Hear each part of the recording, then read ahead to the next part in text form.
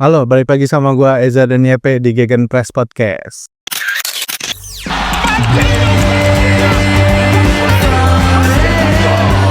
Nah, kali ini ada berita apa lagi nih, Yep? Kemarin berita paling baru, tiba-tiba PSSI nge-hire penasihat teknis, yaitu Jordi Cruyff. Oh, itu kalau nggak salah dia punya bapak tuh. Punya bapak, Punya kan? punya Siapa bapaknya? Johan Cruyff, Johan Cruyff. Yoi. legend Belanda juga. Nah, itu dia tugasnya apa tuh, Yep? Dia katanya penasihat teknis. Iya, penasihat teknis. Sebenarnya gue juga masih kurang tahu ya spesifik yang kayak gimana tugasnya dia. Tapi salah satu tugasnya adalah untuk mencari dirtek.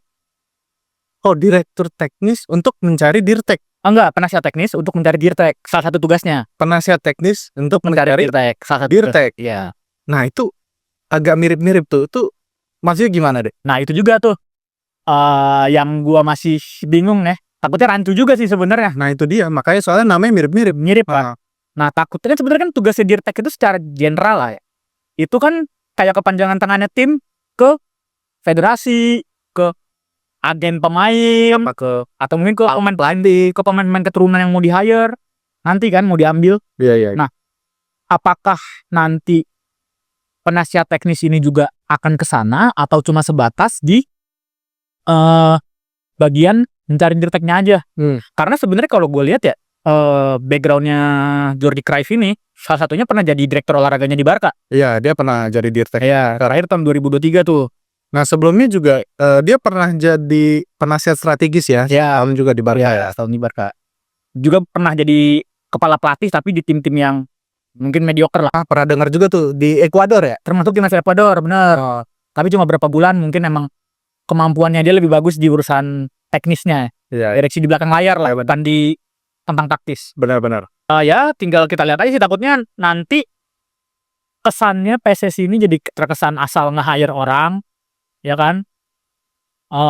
Sayang juga kan budget anggarannya kan, kalau misalkan nge-hire orang tapi misalkan nanti ada tumpang tindih tugas segala macam atau malah jadi ngeribetin proses segala macam. Nah, makanya takutnya apa posisi beliau ini ya yang nanti akan dia duduk ini, takutnya nggak ada job gitu loh. Nah, itu yang mungkin Takutnya nganggur. ya benar. Itu mungkin yang jadi pertanyaan juga sih. Iya. Yang masih kita nggak tahu juga kan. Kan karena tiba-tiba gua kira awalnya Jordi Cruyff ini sebagai direktur teknis. Ternyata penasihat teknis Untuk mencari direktur. teknis. Padahal sebenarnya dari kualifikasinya sebenarnya cukup banget kalau Jordi Cruyff ini benar jadi direktur teknik aja. Iya, jadi beliau udah nggak usah nyariin direktur itu. Iya, ya udah biarkan dia yang kerja. Kan koneksinya kan sama-sama Belanda juga. Ya, satu paketnya yang kemarin ya ada itu kan. Lumayan kok dia waktu di Barcelona pun juga bagus. Dia kan juga yang nerbitin Lamine Yamal. Oh, Terus yang datengin Lewandowski juga salah satunya dia. Oh, beliau juga ya. Ya. Jadi ya track recordnya oke sebagai direktur teknis. Karena kan memang harusnya tupoksinya di situ aja kan. Cuma ya makanya seharusnya ya beliau sudah di dalam situ dengan posisi direktur teknis, ya udah dia aja udah. Iya, Kayak gitu. Udah nggak usah perlu yang lain. Tapi kan ada kabar juga katanya si direktur tekniknya ini landing di Jakarta tanggal 28 pagi kan. Nah, cuma sampai sekarang malam ini nih, video ini di-tag 28 malam, Belum ada kabarnya juga. belum ada pengumuman. Ya nggak tahu, mungkin besok atau hari Minggu. Mungkin dia udah stay di hotel lagi perkenalan kan. Bisa jadi. Ya, kita nggak tahu lah pokoknya. Ya, tinggal tunggu aja perkembangan selanjutnya kayak gimana. Oke. Perkembangan Jairo dan Elkan Bagot. Jairo sendiri kan kemarin sempet kita tahu ya prosesnya nggak jadi, anggaplah masih tidak jadi, masih belum lah. Iya. Tapi ada beberapa berita juga yang bilang mungkin terhambatnya kendala administrasi. Tapi administrasi seperti apa kita nggak tahu. Makanya kan sebenarnya kan di kita itu nggak ada kata telat. Iya, benar-benar. Kayak gitu kan. Yang masih tertunda lah. Iya, apalagi dia kemarin judulnya masih dibilang kemungkinan tidak akan tersedia nanti pas lawan Australia. Ya bisa jadi Juni nanti ketika lawan Cina dan Jepang. Tapi ya kemungkinan sih masalah administrasi, karena mungkin aja karena Jairo sendiri udah punya 3 caps di timnas senior Belanda. Nah, itu yang mungkin harus jadi bahan pertimbangan dia sana ya. Jadi mungkin kayak kasusnya Markin Pais kemarin, ya mungkin itulah. Atau mungkin ada beberapa administrasi yang belum lengkap mungkin. Ini kita juga nggak tahu. Karena juga sebenarnya kita butuh posisinya Jairo. Benar. Kita butuh gelandang yang kerjanya untuk merusak Ya, strategi lawan. ya. Ya sistemnya kayak destroyer lah. Iya, benar. Terus masalah Elkan Bagot ya. Ya mungkin ada juga kemarin lah ya. Lihat berita juga lah Elkan Bagot tidak tersedia di FIFA Matchday Maret ini. Ya mungkin alasannya sebenarnya masuk akal karena dia emang pengen bener-bener fokus di Bristol ya. Iya. Di Bristol, sorry, di Blackpool, maaf. Nah dia katanya dapat kepercayaan dari pelatih nih. Ya dia kan mulai starting. Ya nggak apa-apa, dia masih muda, biarin aja dulu berkembang di timnya, di klub. Toh kalau emang bagus nantinya kan juga pasti akan dipanggil timnas juga. Iya. Entah kapanpun itu. Toh juga sebenarnya stok back tengah kita juga oke kok. Iya, udah banyak kayak gitu. Iya, udah oke. Dan walaupun kita belum tahu tuh siapa yang akan dipasang nanti nih. Oh iya benar. Ya walaupun sebenarnya stok back kaki kirinya Iya. cuma Hapner. Iya. Tapi nggak apa, ya cukup oke lah masih. Oke. Nah terus kita ke Dan James sih, sedikit dibahas Dan James. Nah itu kan gue pernah denger dan akhirnya ngeliat juga akhir ini dia kan potensinya juga bagus tuh. Dia masih muda. Terlepas dari memang posisi yang akan digantikan Verdong ya. Iya benar Kayak gitu. Verdong juga konsisten, cuma memang Dan James ini gue lihat kualitasnya lagi bagus-bagusnya nih di Eagles ya. Nah dia starting terus, bahkan kemarin dia sempat bikin PSV kewalahan nih. Ya sampai pada akhirnya PSV kalah lah. Nah itu gokil. Ya menarik juga sih, apalagi dia masih muda. Di musim ini memang dia udah mulai sering dijadikan starter lah. Musim sebelumnya memang belum. Tapi di musim ini dia udah mulai sering starter. Penampilan kemarinnya juga gue lupa man of the match atau enggak, tapi ya dia bikin 1 assist dan bikin lini serang kanannya PSV kewalahan juga. Iya. Bakayoko dikantongin lah ibaratnya. Dikantongin. Makanya pada akhirnya kan PSV kalah. Ya makanya menarik juga sih persaingan di back kiri kita. Iya.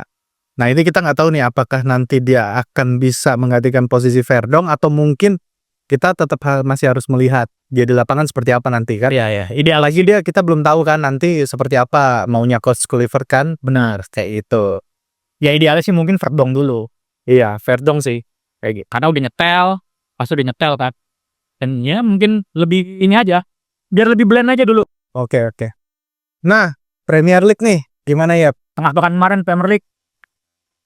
Mungkin bahas match pertama dulu kali ya. United lawan Chelsea lah. Chelsea 4-0 lawan Southampton ya nggak kaget lah. Emang itu momentum bounce back Chelsea harusnya dari beberapa hasil minor sebelumnya. Kebetulan lawan dapat Southampton. Ya emang momen harus titik baliknya dia untuk ngejar kompetisi Eropa sih. Iya harusnya seperti itu ya. Iya. Nah terus ada MU lawan Ipswich Town. MU Swift sebenarnya nih match agak kocak sih sebenarnya. Apalagi blunder Onana lagi-lagi blunder. Sebenarnya gua nggak mau bilang salah Onana 100% ya. Walaupun keputusan dia untuk maju itu salah, tapi ya backnya si Dorgu itu juga salah back passnya. Itu jauh banget back passnya soalnya. Error seperti biasa. Ya salah dua-duanya, miskomunikasi lah. Tahunya yang kemarin gue bilang terlepas dari Maguire, kadang kita lihat di lini belakang banyak terjadi back pass error ya Narta. MU ini Yang masih kurang koordinasi. Iya. Ya kebetulan aja untungnya masih bisa dapat momentum untuk balik. Dan ya MU harus bangun sih. Apalagi di sini lawan Arsenal. Wah, Arsenal. Cuma Arsenal menolak menang sih. Benar. Kayaknya ada yang salah sama Arsenal nih. Iya, apalagi kita lihat depannya habis semua nih. Iya, mulai kerasa kayaknya Chris Sawyer. Ya, semuanya cedera kan. Kalau nggak salah dari 4 match terakhir cuma 1 match Arsenal cetak gol. 3 match dia nggak cetak gol sama sekali. Oh, puasa gol ya. Dan ya kelihatan kan hasilnya.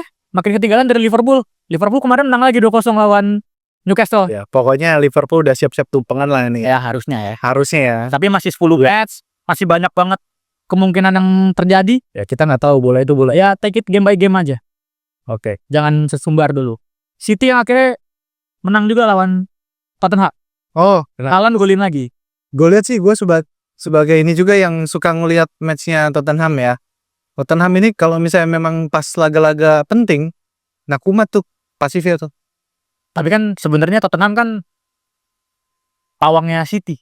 Ya, cuma nggak berlaku ya. Iya, kalau aku makanya itu pasifnya dia kalau udah ketemu tim-tim gede laga-laga penting pasti error kayak gitu. Enaknya kemarin lihat dia Tottenham lawan MU kemarin enak mainnya.